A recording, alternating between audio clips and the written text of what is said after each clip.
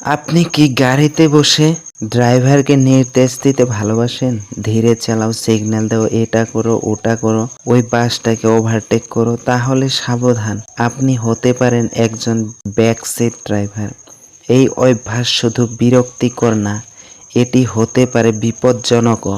Backseat driving মানে হলো আপনি ড্রাইভার নন, কিন্তু আপনি ড্রাইভারকে সব সময় নির্দেশ দিচ্ছেন, কখন বাঁক নিতে হবে, কখন ব্রেক চাপতে হবে, সব কিছুতে আপনি বলে দিচ্ছেন এইটা করো, ওইটা করো, ওই রাস্তা দিয়ে গেলে কম সময় লাগতো। সত্যি কথা বলতে ব্যাকসিট ড্রাইভিং ড্রাইভারদের মনোযোগ নষ্ট করে, এতে দুর্ঘটনার ঝুঁকি বাড়ে। বিশেষ করে নতুন ড্রাইভারদের জন্য এটা খুবই মন খারাপ করার বিষয় হতে পারে। ড্রাইভারকে বিশ্বাস করুন, যদি কিছু জরুরি মনে হয় শান্তভাবে বলুন।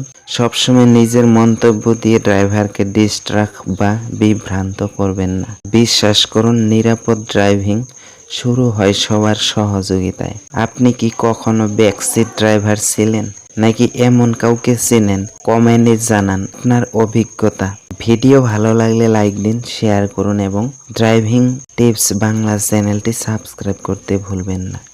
নিরাপদ ড্রাইভিং সবার জন্য জরুরি।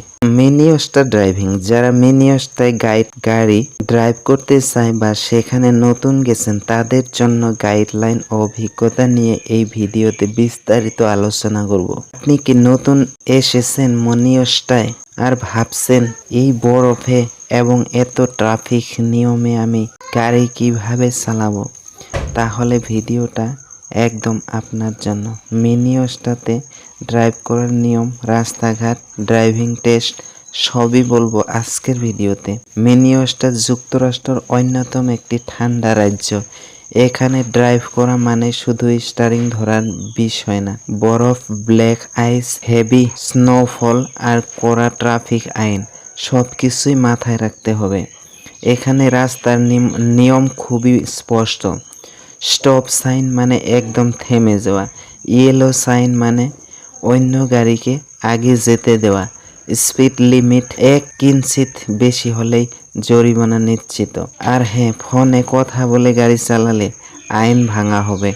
হ্যান্ডস ফ্রি ডিভাইস ছাড়া সম্ভব নয়। উইন্টার ড্রাইভিং টিপস, শীতকালে গাড়ি চালানো এক চ্যালেঞ্জ।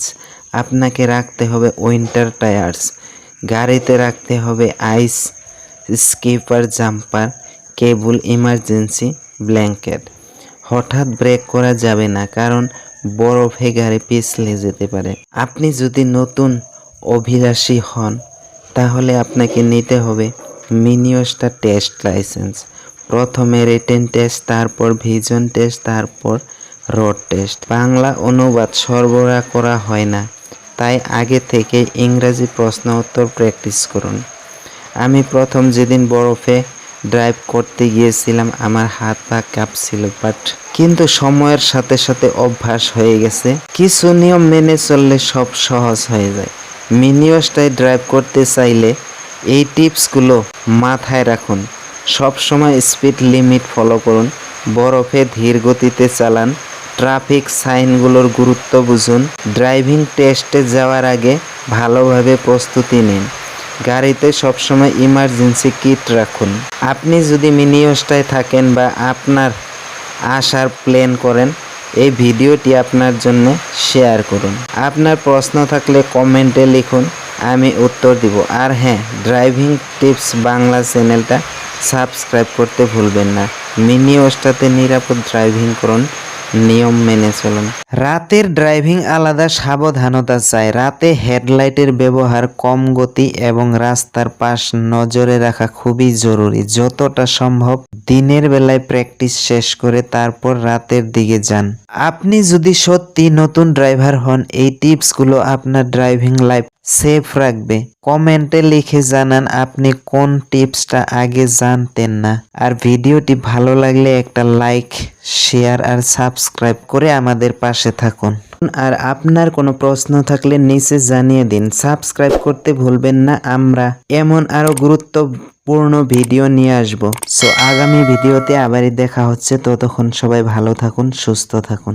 গাড়ি চালানো শেখার আগে প্রথম দরকার আপনার আত্মবিশ্বাস।